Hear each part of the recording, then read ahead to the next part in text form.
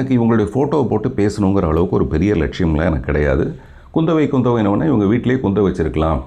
வெளியில் வந்ததுனால பாருங்கள் எவ்வளோ பெரிய பிரச்சனை ஆகிடுச்சுங்கிறது ஒரு பெரிய ஆதங்கம், உண்மையிலே பெரிய ஆதங்கம், அவ்வளோதான்.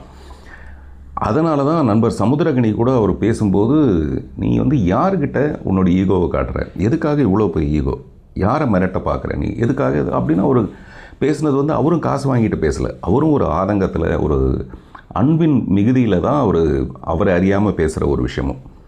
இதெல்லாம் நான் பார்த்துட்டு இருந்தது. அன்றைக்கி நான் போய் பேசிட்டு இறங்கி வந்ததுக்கப்புறம் நண்பர் பாண்டே அவர்கள் சொன்னார், அந்த குந்தவை விஷயத்தை மட்டும் நீங்கள் தவிர்த்துருக்கலான்ட்டு. ஏன் சார் அப்படின்னு கேட்டேன். நீங்கள் பாருங்கள், நாளைக்கு பாருங்கள் அப்படின்னாரு. நான் உடனே இது எதுக்கு, நான் எப்போவுமே இந்த பிரச்சனைகளை விரும்பாதவன்.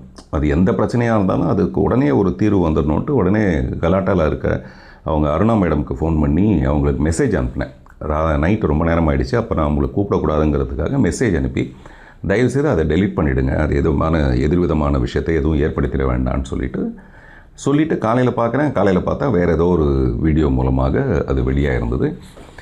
அது என்ன மாதிரியான ஒரு பெரிய பாதிப்பை போக போக ஏற்படுத்திச்சுன்னா, நான் சொன்னது ஒரு பெண்மணியை பற்றி, ஒரு 3வது மனுஷியை பற்றி, எனக்கு சம்மந்தமே இல்லாத ஒரு 3வது மனுஷியை பற்றி.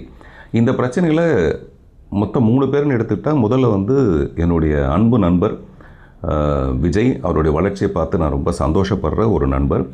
2வது இடத்துல அவருடைய மனைவி இருப்பாங்க. இன்னமும் கோர்ட்டு தீர்மானிக்காத வரைக்கும், இப்போ வரைக்கும் அவங்க மனைவி தான், அந்த முக்கியமான ஸ்தானத்தில் தான் அவங்க இருக்காங்க.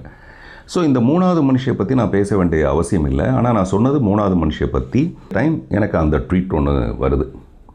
அந்த ட்வீட்டில் ஆர்கனைசர்ஸ் சொன்னாங்க, எனக்கு இந்த மாதிரி இவரே விரும்பி அந்த ஃபோட்டோவை போட சொல்லி அப்படின்லாம் வந்தோடனே நான் வருத்தம் தெரிவித்தது ரொம்ப சின்சியராக, மனப்பூர்வமாக தான் தெரிவித்தேனே தவிர, இப்படி ஒரு ட்வீட் வரப்போகுதுன்னு தெரிஞ்சு தான் நான் வருத்தமே தெரிவிச்சிருக்க மாட்டேன்.